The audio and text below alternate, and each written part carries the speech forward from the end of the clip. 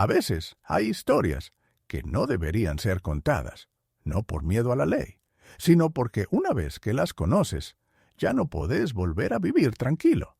Así que, si llegaste hasta aquí, no te vayas.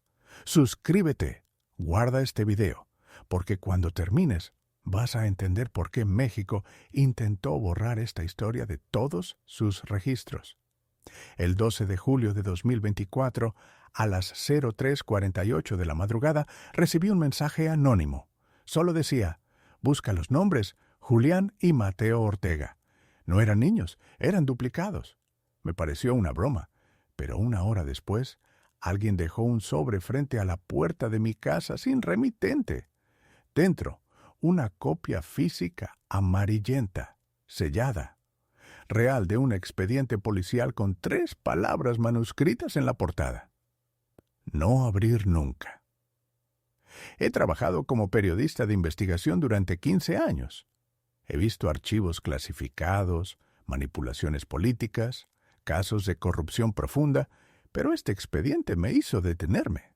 Sentí algo distinto, una mezcla de escalofrío y ansiedad, como si alguien estuviera leyendo mis pensamientos desde el otro lado del papel. El caso empieza en un pueblo de Morelos que ya casi nadie recuerda. Yapixtla, fecha 19 de febrero de 1992. Víctima, Valentina Ortega García. Edad, 8 años. Lugar, dormitorio, residencia familiar. Valentina fue encontrada sin vida por su madre a las 07:12 de la mañana. Estaba acostada en su cama con una flor marchita entre las manos y los ojos completamente abiertos. La autopsia no encontró lesiones visibles, pero sí algo anormal. El rostro de la niña mostraba una expresión de terror tan extrema que el forense no pudo continuar su informe sin asistencia psicológica. En el suelo, al pie de la cama, había un dibujo hecho con crayón rojo, una espiral doble, imperfecta, de unos 30 cm plano de diámetro. La policía lo clasificó como garabato infantil, pero la madre de la víctima, una mujer que según los registros no volvió a hablar con nadie después de esa noche, declaró lo siguiente a la patrulla. Eran las 3 de la mañana. Escuché voces idénticas, como si alguien se hablara a sí mismo, pero desde lados distintos de la habitación. Fui al cuarto y ahí estaban los dos sentados al pie de la cama. Cuando me vieron, sonrieron al mismo tiempo y luego bajaron la mirada. Se refería a Julián y Mateo Ortega, los sobrinos de Valentina. Tenían 9 años, gemelos. Vivían con la familia desde los 4, luego de un accidente automovilístico en el que sus padres murieron bajo circunstancias poco claras. Nunca se investigó más allá. Oficialmente, los niños no fueron acusados de nada, pero dentro del expediente, en una hoja sin membrete y escrita a máquina, aparece una anotación inquietante. Evitar intervención directa. Sujetos clasificados bajo categoría 3B. Miméticos. Observación pasiva autorizada. Miméticos. Busqué durante días el significado. No aparece en manuales de criminología ni en textos médicos, pero sí en un antiguo glosario reservado del CISEN, la antigua Agencia de Inteligencia Mexicana. Definición: mimético. Individuo que reproduce de manera coherente una estructura humana sin correspondencia genética concluyente. Puede simular rasgos familiares, habilidades lingüísticas, respuestas emocionales. No se recomienda interacción directa, casi como si dijeran, parecen niños, pero no hay forma de probar que lo sean. Y busqué a uno de los policías que trabajó el caso, el comandante retirado Agustín Méndez, residente actual de Cuautla.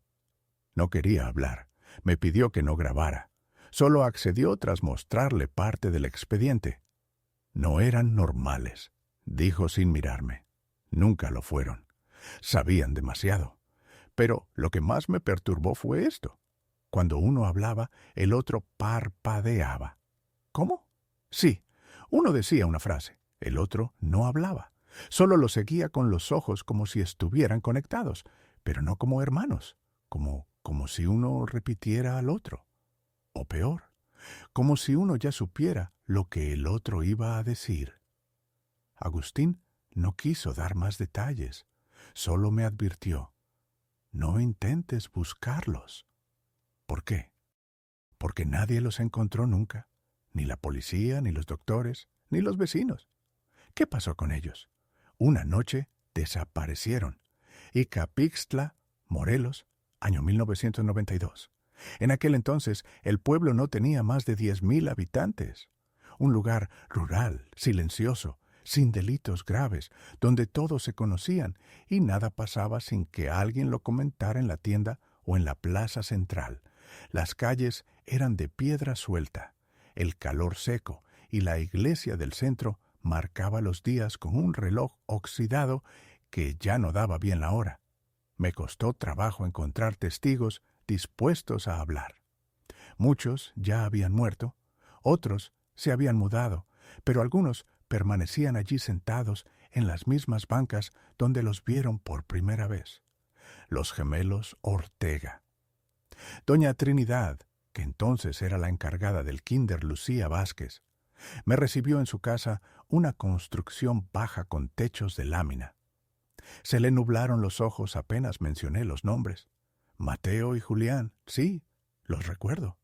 No hablaban, no jugaban, no lloraban, ni siquiera en su primer día. Cuando llegaron, simplemente se sentaron en la esquina sin moverse hasta que les dijimos que ya podían irse. ¿Tenían amigos? No. Los niños no se les acercaban. Había algo en ellos, no sé, una energía extraña, no mala, solo vacía. Le mostré una foto antigua que encontré en el archivo parroquial, una imagen grupal de 1991. Se puede ver a los dos hermanos en la esquina inferior derecha. Son idénticos, mismos peinados, misma ropa, misma postura, misma expresión. Pero hay algo más, algo que no vi a simple vista. Mire, dijo doña Trinidad señalando la imagen. Ve a ese niño de atrás en la fila superior, un niño con el rostro parcialmente borroso, no por el desgaste de la foto, sino como si hubiera movido la cara al momento exacto. Su expresión es difícil de interpretar, pero los ojos miran directo al lente. Él desapareció un año después, a los pocos días de que los Ortega pasaran a primaria. Se llamaba Ismael. Nunca se encontró rastro. La policía local cerró el caso como fuga del hogar. Después hablé con don Serafín, un viejo electricista que arreglaba los fusibles del kinder en esa época. No me gusta hablar de eso, pero sí algo raro había. Recuerdo una vez que se fue la luz en un aula. Revisé el tablero y vi que todos los fusibles estaban fundidos, menos uno, el del salón de los gemelos. ¿Eso es común? No, eso es imposible. Si explota la línea, revienta todo. Pero ahí, como si alguien lo hubiera aislado, como si algo no quería que se interrumpiera lo que pasaba ahí dentro.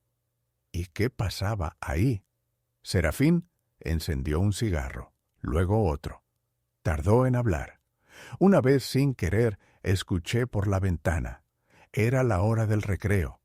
Todos los niños estaban fuera, menos ellos, sentados, frente a frente, repitiendo palabras, bajito, como si rezaran. ¿Qué decían? No era español, no era nada que yo conociera, pero al rato, cuando la maestra volvió, estaban en silencio, exactamente igual, sin haberse movido ni un centímetro. Visité la antigua directora del colegio, ya muy mayor, en silla de ruedas. Al principio no recordaba los nombres hasta que le mostré una copia del acta de inscripción. Ah, los idénticos. Así les decíamos entre los profesores. Nunca aprendimos a distinguirlos. Daba igual si uno estaba enfermo. El otro se comportaba exactamente igual. ¿Hubo incidentes? No incidentes, pero sí cosas raras. Una vez hicimos una actividad de dibujo. Los niños tenían que imaginar una casa. Todos hicieron lo típico: techos, árboles, familia, pero ellos no. ¿Qué dibujaron? Un círculo en medio, un ojo, y debajo dos figuras negras humanas. No sé, parecían humanas, pero sin cara y sin pies, como si estuvieran flotando. Leer los registros médicos también muestran algo anómalo. En los exámenes de ingreso a la primaria en 1992, realizados por la Clínica Rural del IMS, los pediatras anotaron un dato en común: falta de respuesta al estímulo auditivo sin presentar sordera clínica. Las ondas cerebrales registradas en EEG muestran sincronía no habitual. Requiere reevaluación neurológica. Pero no hubo reevaluación. La clínica fue cerrada temporalmente por falta de recursos. En Yecapixtla, nadie quiere hablar de los Ortega hoy. En la escuela, el archivo físico de su historial académico ha desaparecido por completo. El director actual dice que nunca los ha oído mencionar. No hay registros de esos alumnos aquí. Puede ser un error, pero en un rincón del salón de actos, bajo una pila de cajas con uniformes viejos, encontré una hoja suelta. Lista de asistencia, marzo 1992, segundo año. Y al fondo, Julián Ortega, Mateo Ortega presentes. Pero algo más estaba descrito en lápiz, apenas visible en la esquina inferior. No dejar que se sienten juntos. Si se miran demasiado tiempo, se desconectan. A veces, lo más espeluznante no es lo que falta, sino lo que coincide demasiado bien. La tercera pieza de esta historia empezó a tomar forma cuando logré contactar a Lidia Suárez, enfermera retirada de la unidad médica que operaba en Yecapixtla en los años 90. Hoy vive con su hija en Atlixco, Puebla. Me recibió con reticencia, pero tras una hora de conversación, algo cambió en su mirada cuando mencioné los nombres de los gemelos. Los Ortega, ¿sí? Me acuerdo bien. Nadie los quería revisar.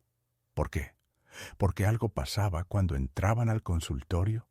El aire cambiaba literalmente. El oxímetro no funcionaba. El estetoscopio se congelaba. El tensiómetro no daba lectura. Estaban enfermos. No, ese era el problema. Estaban demasiado bien. Explica que por protocolo todos los niños de la comunidad pasaban un control pediátrico cada 6 meses. Peso, vista, oído, lenguaje, motricidad.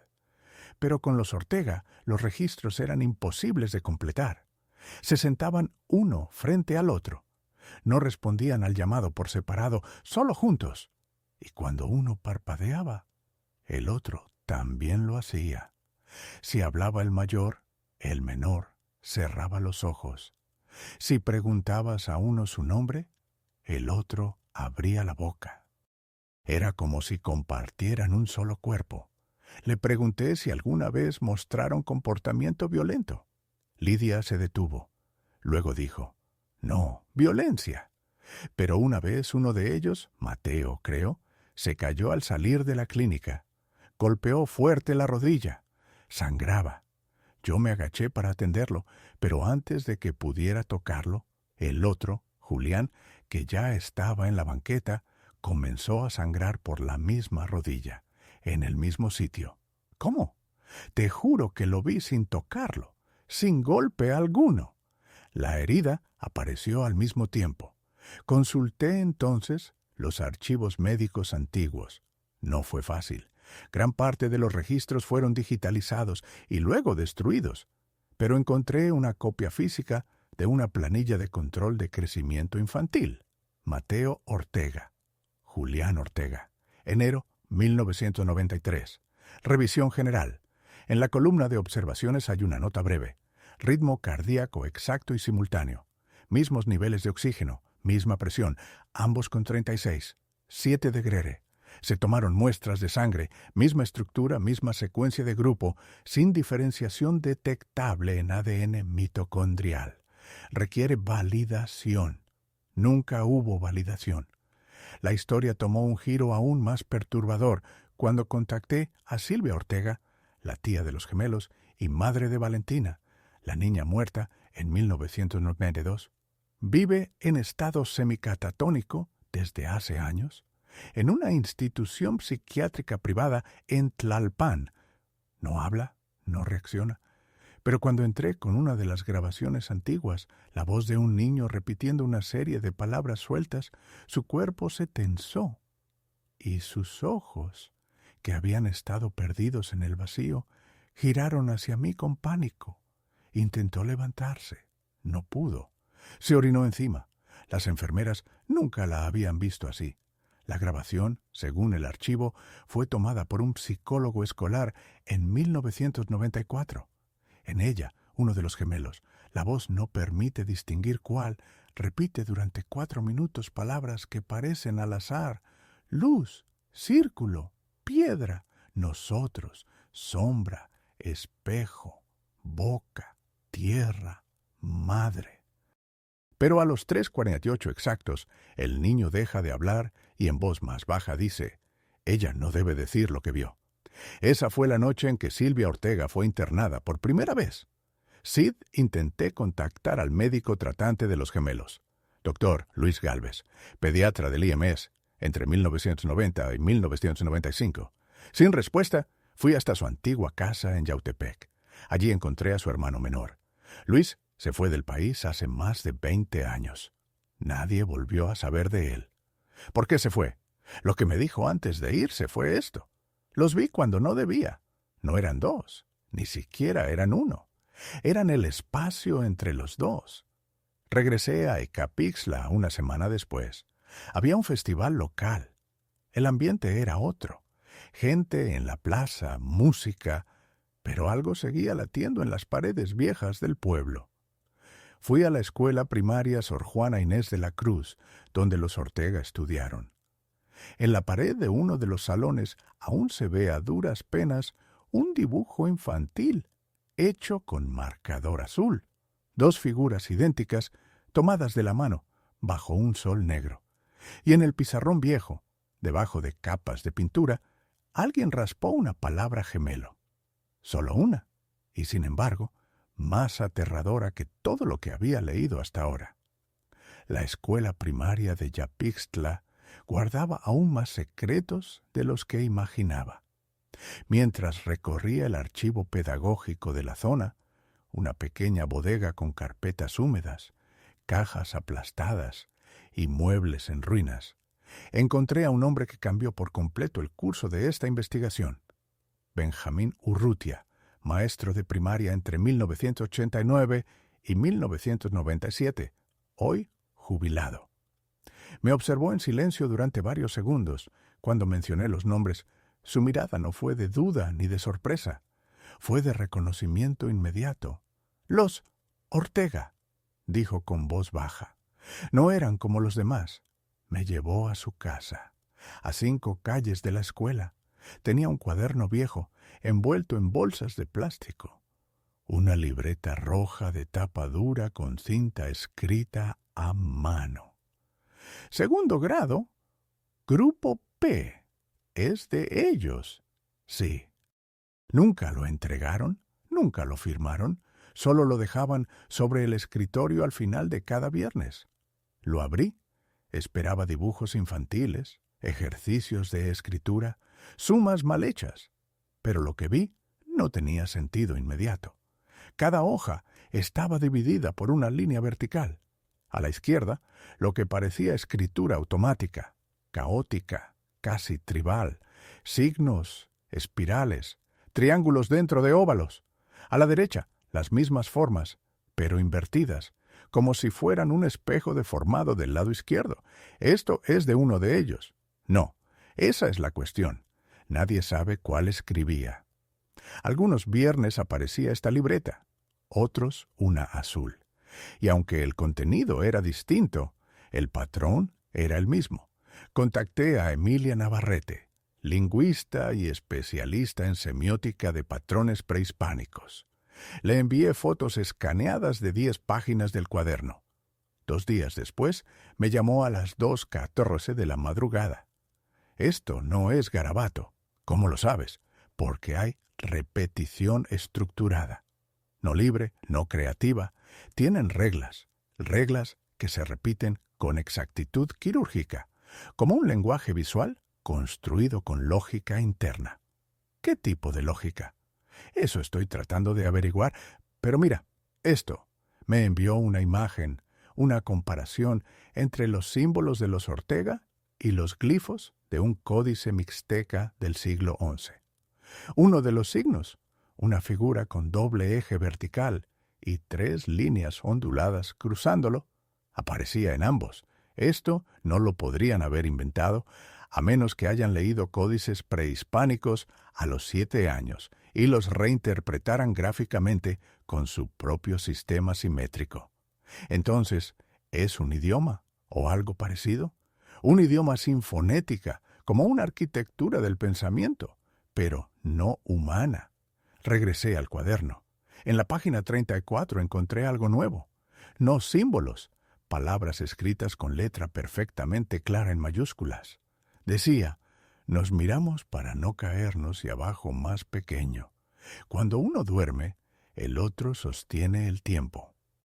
Lo más inquietante no era lo que decían, era que estaban escritas en tinta azul y justo debajo la misma frase repetida en tinta negra. Mismo tamaño, misma letra, desfasadas solo por milímetros, como si alguien hubiera calcado la escritura desde abajo del papel. En una hoja encontré un esquema, un dibujo de 2 figuras idénticas paradas una frente a la otra. Entre ellas, un círculo con 4 puntos marcados y en la base una línea escrita con lo que parecía ser sangre seca. Posterior análisis lo confirmó. Entre nosotros hay otros. Y volví con Benjamín Urrutia.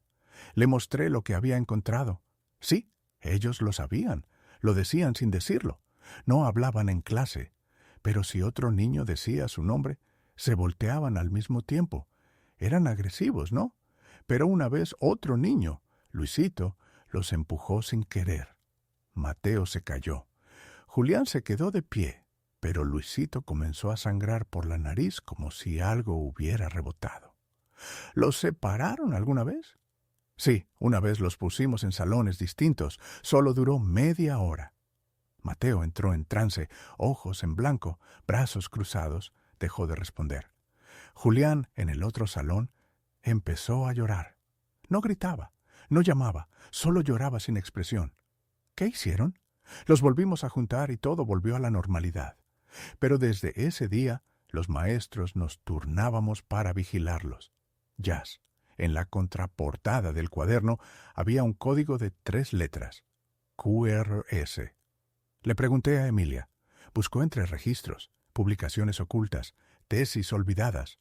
Lo encontró en un apéndice del Archivo Nacional de Seguridad de 1984, sección de fenómenos neurolingüísticos. QRS, Quantum Reflexive Symmetry, patrón de respuesta estructural idéntica entre 2 entes biológicos distintos, cuya actividad neuronal se sincroniza sin vínculo genético directo, casi como si el sistema nervioso de los Ortega no se dividiera en 2 cuerpos, sino que fuera un solo sistema, reflejado en 2 espejos. El cuaderno fue solo el principio.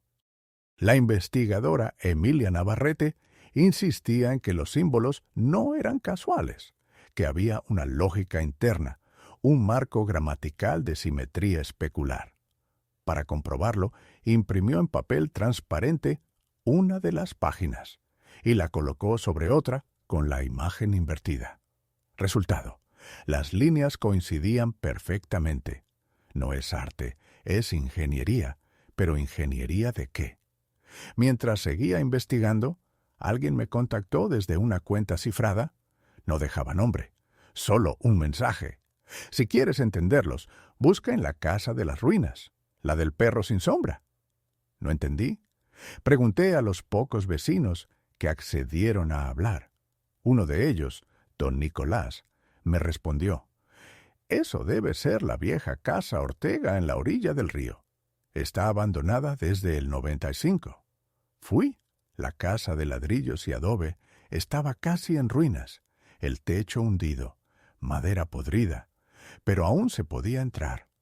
Lo más inquietante no eran los restos del mobiliario, sino que en la sala principal, sobre una pared entera, alguien había pintado un mural idéntico a los dibujos del cuaderno, una espiral doble y dos figuras de pie frente a frente. Y en el suelo, aún más perturbador, una serie de huellas pequeñas descalzas que salían del mural hacia el pasillo. No había polvo sobre ellas, ni señal de animales, solo las marcas, como si hubieran sido impresas ayer. Seguí el rastro hasta una habitación al fondo. Dentro, una caja de madera sellada. La abrí, cintas, al menos 20 grabaciones en casetes sin etiquetas. Solo un número en marcador, 1 a 20. Volví a la ciudad y pedí ayuda a un técnico para digitalizarlas. 18 estaban vacías, sin sonido, sin estática, solo un silencio completo. Pero la número 17 sí contenía algo. La cinta 17 inicia con la voz de una mujer, aparentemente la madre de los gemelos, llorando. No quieren dormir separados, no puedo más. Me miran mientras duermo, y cuando me despierto, siento que ya no soy yo. Siento que alguien más recuerda por mí. Después el sonido cambia, ruidos de sillas, pasos lentos, y luego dos voces infantiles perfectas, casi robóticas, hablando al mismo tiempo. Mamá dijo que la abuela está en el suelo. Mamá dijo que la abuela está en el suelo. No se mueve, no se mueve. La despertamos, la despertamos. No, solo mírala. No, solo mírala. Mírame, mírame. Ambos se quedan en silencio. Se oye un zumbido como un campo eléctrico y al final una sola voz dice: «Ya sabemos cómo hacerlo sin tocar».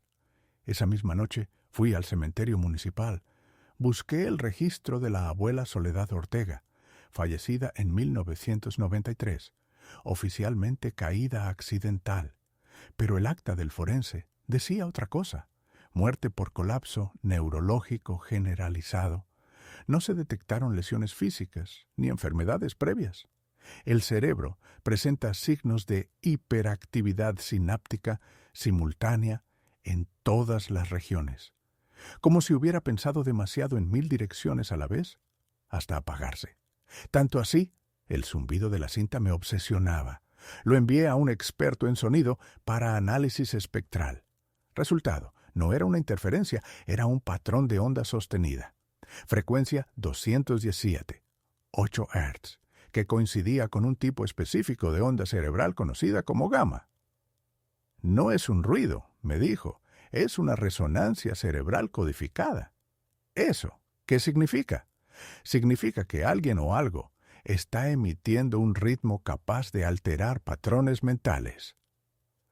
Babi Santos volvía a escuchar la cinta, esta vez con auriculares especiales. Cerré los ojos y algo cambió. Durante unos segundos no escuchaba una voz externa, sino que la oía dentro de mi cabeza. Las mismas frases, pero sin eco, sin distancia, como si no fueran recuerdos ajenos, sino míos.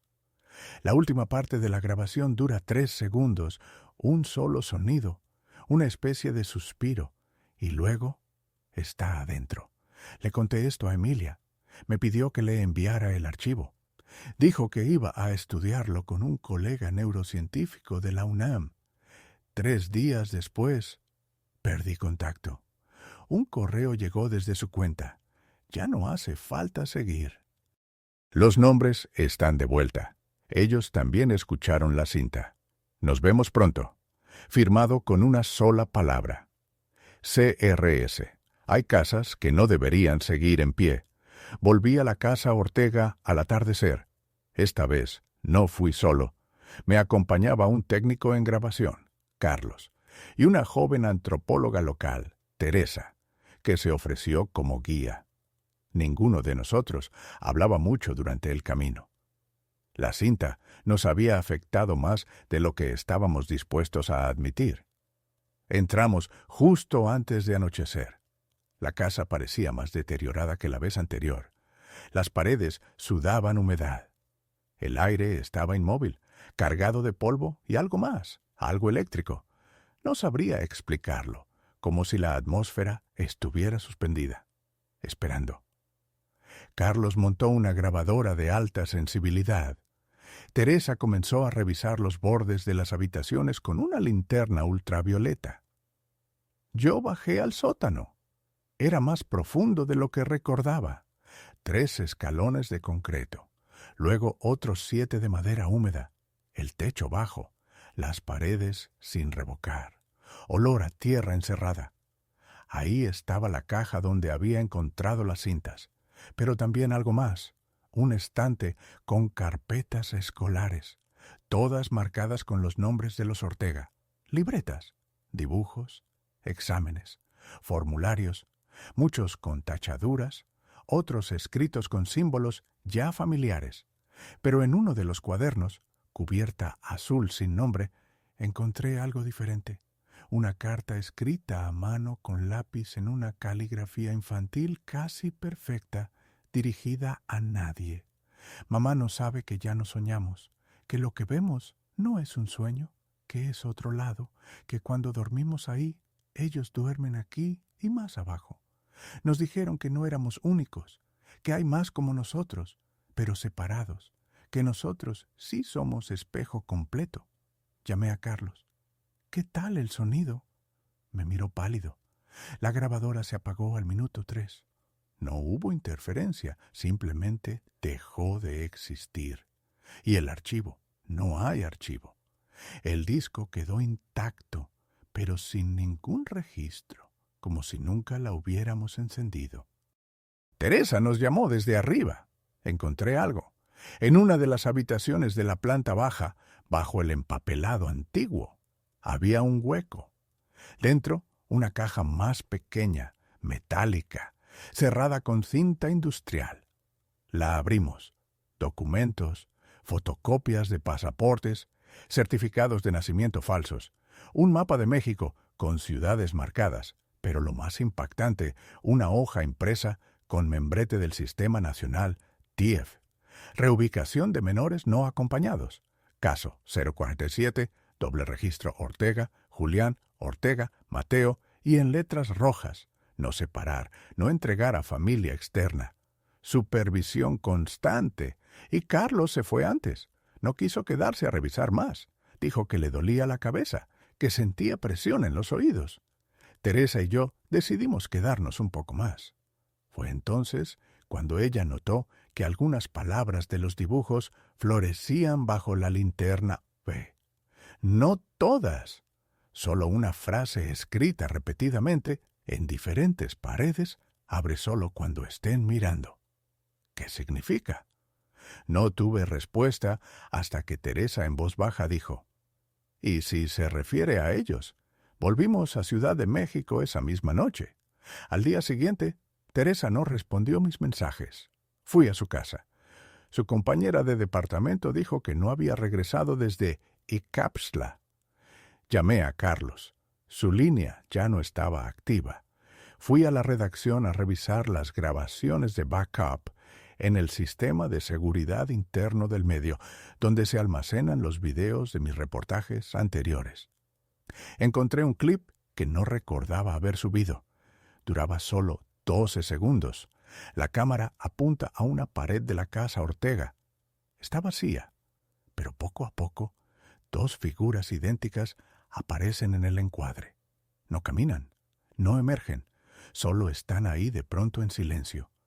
Uno de ellos levanta la mano, señala hacia el lente, y el otro, con una voz distorsionada, dice: ¿estás escribiendo nuestro diario?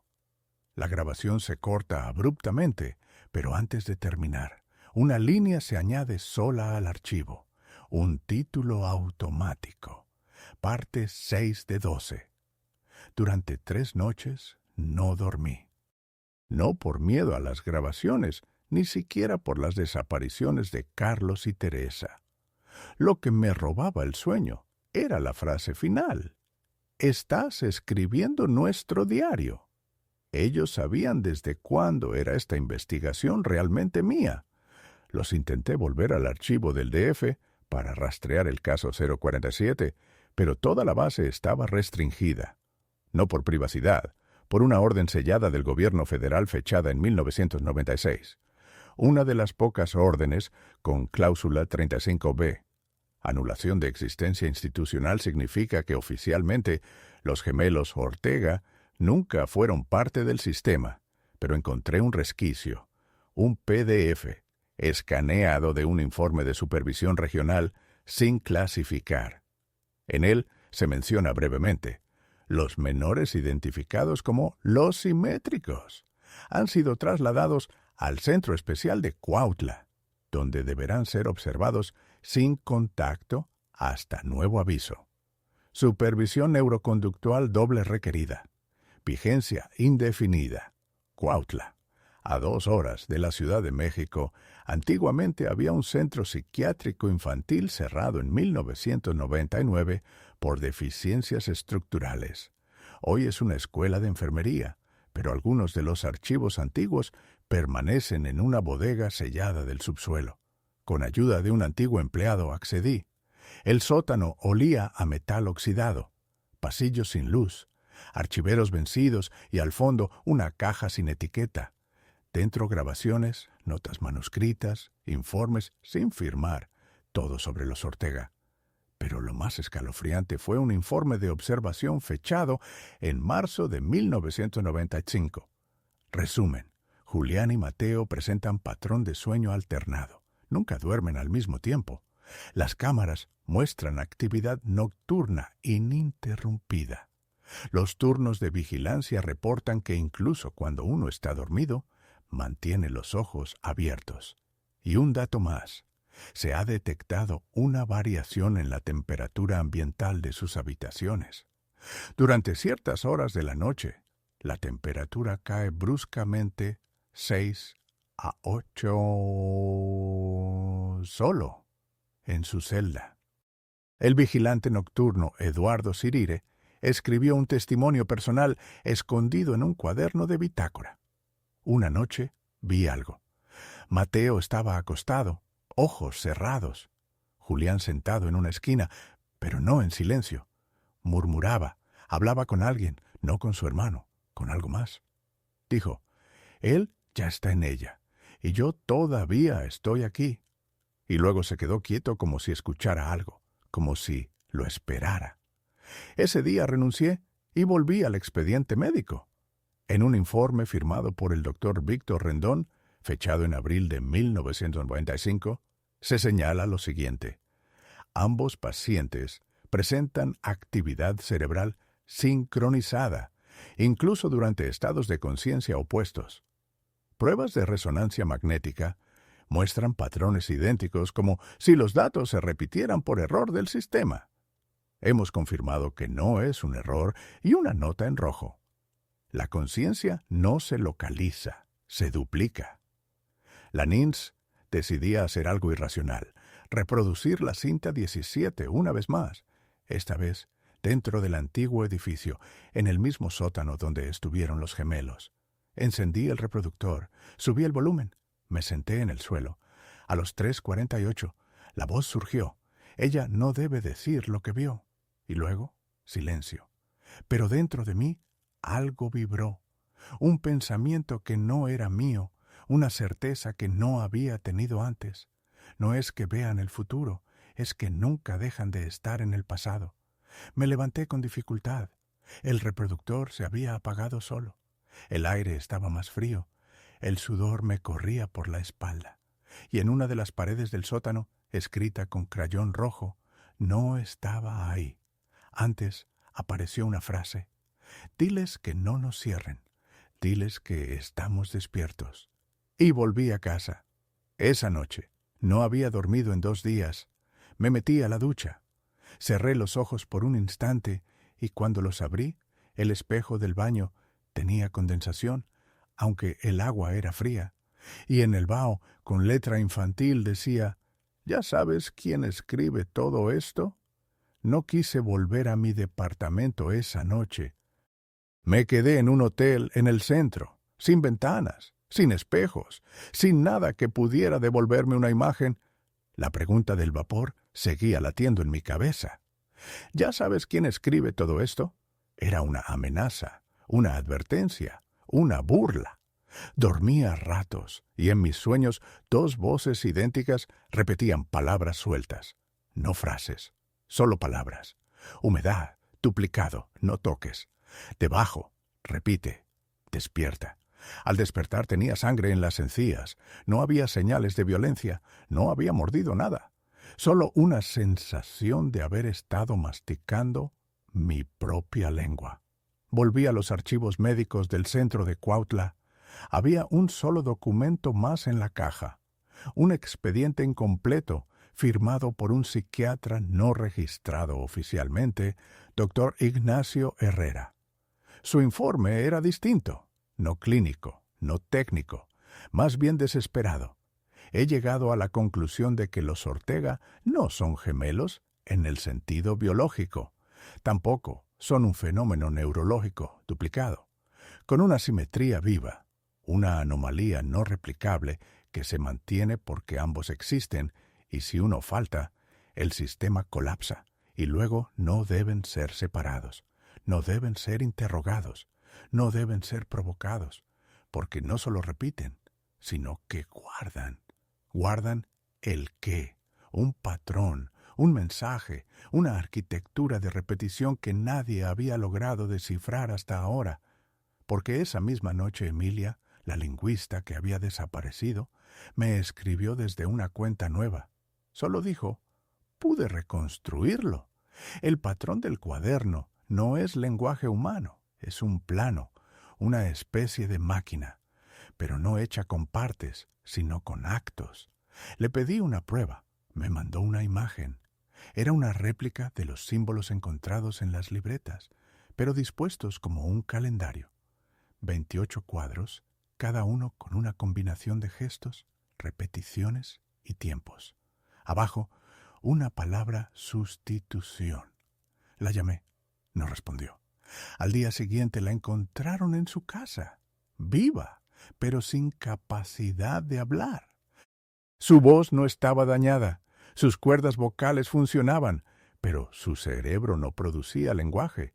En su pared, escrita con lápiz, encontraron una sola frase repetida 8 veces. ¿No soy yo? Fui con un viejo experto en criptografía de símbolos sagrados retirado del ejército.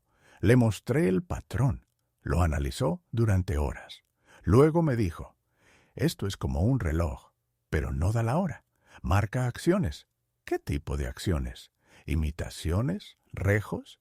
Conductas que se deben realizar en un orden específico para abrir algo. ¿Qué? Eso no está claro. Pero hay un centro, un punto medio, un momento exacto, donde las dos partes se cruzan y el reflejo ya no es pasivo, sino activo, como un ritual, como una sustitución. Volví a revisar el cuaderno azul que encontré en el sótano. En la última página había un nuevo dibujo, 2 figuras humanas, pero ya no infantiles, de tamaño adulto. Uno se está de pie, el otro de rodillas. En medio un círculo, dentro del círculo un símbolo. Lo busqué. Solo apareció en un manuscrito del siglo X, recuperado por la Universidad de Salamanca. Se relaciona con el concepto de doble consciente en tradiciones antiguas de la zona mixe.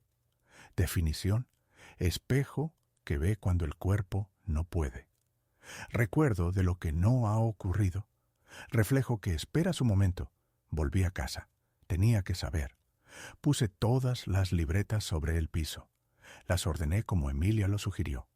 Me senté frente al patrón y le hablé. Dije los nombres, Julián, Mateo, nada. Pero cuando apagué la luz, las páginas comenzaron a emitir un leve resplandor, no químico, no eléctrico, un resplandor como si fueran pantallas activas, y en el centro del patrón una frase nueva que no estaba escrita en tinta, solo visible en la oscuridad. Tú también fuiste duplicado. La frase no estaba ahí la noche anterior, no podía haber estado. Revisé cada hoja decenas de veces. La tinta invisible, el patrón, nada de eso existía hasta que apagué la luz. Tú también fuiste duplicado. Me quedé en el suelo inmóvil durante horas pensando, ¿duplicado por quién? ¿Cuándo? ¿Cómo? Y a la mañana siguiente decidí buscar a alguien que hasta ahora había evitado contactar, la madre de los Ortega. Su nombre completo, Celia Barajas de Ortega, ubicación actual desconocida, pero según registros de nacimiento, aún figura como residente en una zona rural de Oaxaca. Fui. El pueblo se llama San Pablo del Monte, aunque oficialmente no figura como tal en los mapas. Los lugareños la recuerdan, pero nadie dice su nombre. Solo la llaman la Madre Muda. Vive en una casa de adobe sin electricidad. No abre la puerta, pero deja pasar papelitos por debajo. Le escribí una nota. No quiero hacerles daño. Solo quiero entender qué ocurrió. Al día siguiente encontré una respuesta escrita con lápiz en una caligrafía infantil, aunque temblorosa. No ocurrió. Está ocurriendo. Siempre ocurre. Insistí. Le pregunté por qué se fue, por qué abandonó todo. Me respondió con otra nota. No se puede criar un espejo, solo se puede limpiar. Y en otro papel más, ellos no nacieron, se reflejaron. Volví al hotel confundido. Dormí mal. Soñé con una habitación sin puertas. En ella, yo mismo de pie mirándome. Pero el otro no pestañeaba, no respiraba, solo me copiaba. Y al final me habló, no con mi voz, con la de los gemelos. Si dejas de moverte primero, tomamos el resto. El día siguiente, recibí una llamada desde un número bloqueado. Una voz masculina, entrecortada, casi metálica, me dijo, «Encontraste la 10ª página. ¿Quién habla?» «No importa. Escucha, hay una página que no está en los cuadernos. Nunca estuvo. Pero si la escribes tú, ellos vendrán». «¿Quiénes?» «¿Los otros tú?» Colgó. Horas después mi laptop se encendió sola. Una carpeta nueva apareció en el escritorio. 10 reflejo. Adentro un documento de texto. Contenía solo una frase, repetida 216 veces. Escribe el reverso. Busqué su origen. No hay conexión de red. No hubo ingreso físico. El archivo no fue creado por ningún usuario registrado. Llevé la laptop a un técnico forense digital. Me dijo algo escalofriante. Este archivo tiene una marca temporal imposible. ¿Cómo? Fecha de creación, 17 de octubre de 1992. Ese fue el año en que los Ortega desaparecieron del sistema. Si volví a la casa donde comenzó todo, la casa a Ortega en Icapixtla. Entré solo, grabadora encendida. En el piso encontré una 10ª libreta negra, intacta. Solo contenía una hoja y en ella algo escrito a lápiz. Ahora falta que escribas tú, porque el reflejo no termina donde empieza la imagen. En el fondo de la casa, en la habitación donde hallamos la caja metálica, noté algo nuevo.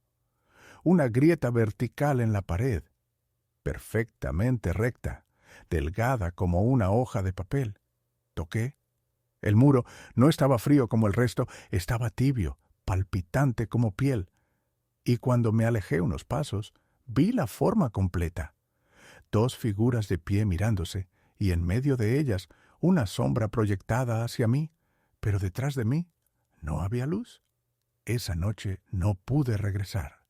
Me senté frente a la casa Ortega hasta el amanecer, viendo cómo la sombra entre las 2 figuras en la pared no se movía con el sol. No era sombra, era ausencia. Una grieta sin fondo. Tan tonto se tatallena. Al volver a la ciudad, la libreta negra comenzó a cambiar. Esos, lo juro. La hoja en blanco ahora tenía líneas, luego un título y después palabras. Mi letra. Pero no las escribí. Yo decía, hoy volví a verlos. No me miraron, me reconocieron. Pasé horas tratando de entender cómo había aparecido. Consulté con expertos en papel, en tinta, en comportamiento anómalo de grafito. Nadie pudo dar una explicación. Uno de ellos, un físico, me preguntó, ¿Estás seguro de que no tienes un gemelo? No respondí, porque de niño mis padres nunca respondían a esa pregunta y siempre evitaban mostrarme fotos de mi nacimiento. Volví a revisar mi acta de nacimiento. Todo parecía en orden: fecha, lugar, hospital.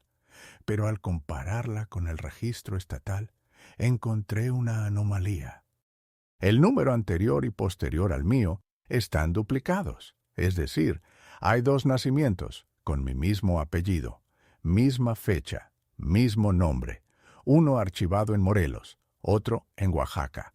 Ambos con huellas dactilares exactamente iguales. Fui a Oaxaca de inmediato.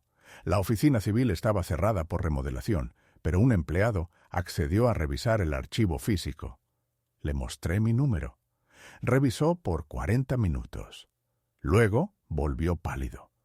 Aquí está el número, pero no hay acta, nada, solo un sobre.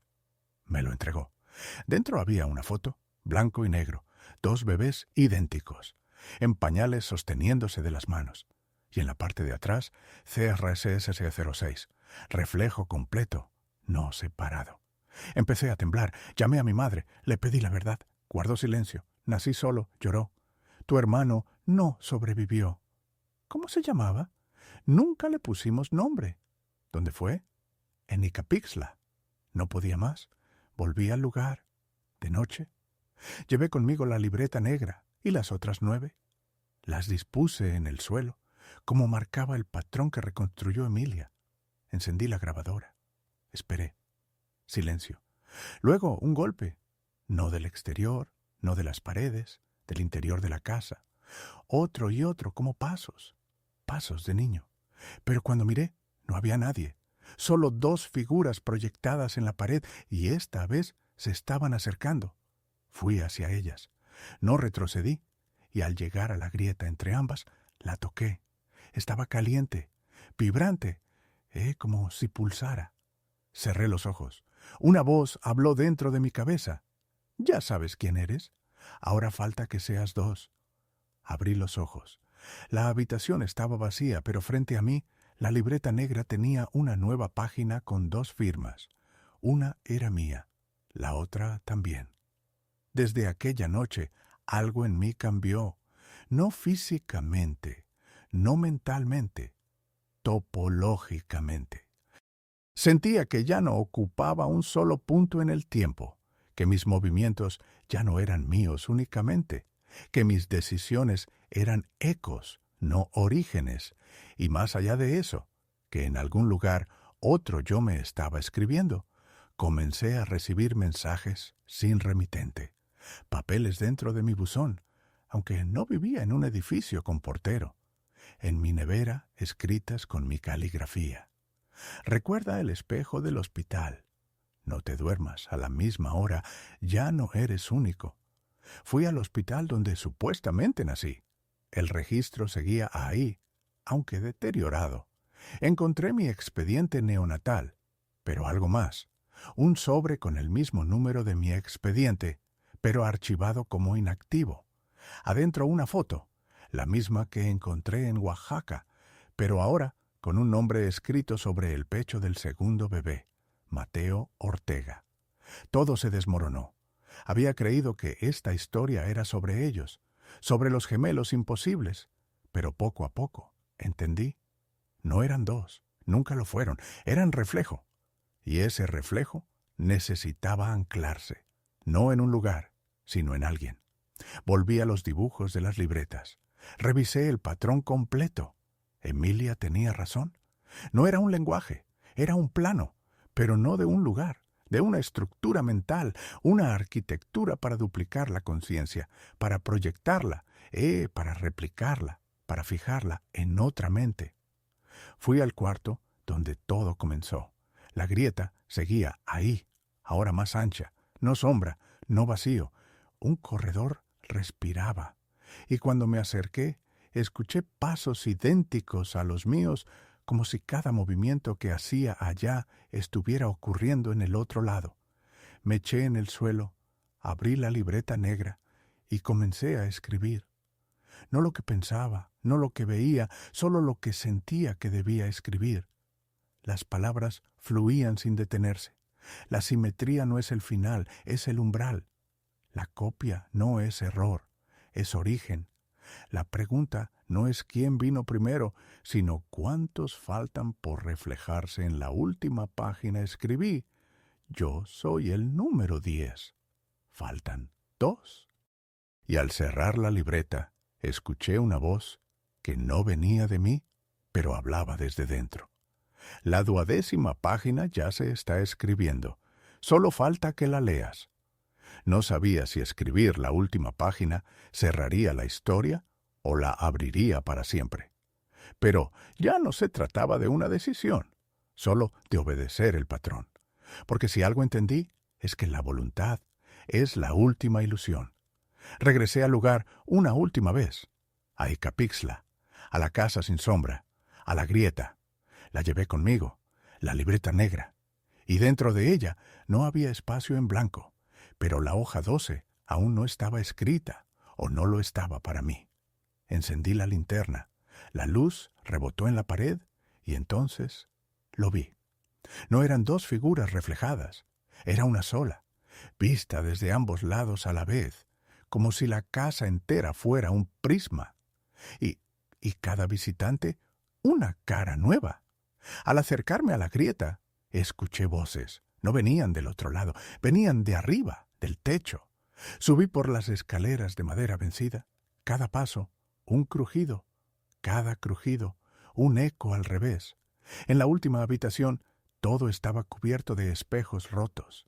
Ninguno reflejaba mi imagen, pero todos mostraban lo mismo. A los gemelos, Julián y Mateo, de espaldas, sosteniendo algo, leyendo. Y entonces entendí. No estaban esperando a que alguien los encontrara. Estaban esperando a quien pudiera leerse a sí mismo, porque no era una historia sobre ellos, era una estructura de repetición. Y yo era la última pieza faltante. La hoja 12 comenzó a llenarse sola. Las palabras no eran mías, pero mi mano temblaba como si las hubiera escrito 1000 veces. No hay final si no cierras los ojos. No hay regreso si no sabes cuál tú quedó afuera. La simetría ya se activó. Tú le diste forma. Tú serás leído. Tú serás duplicado.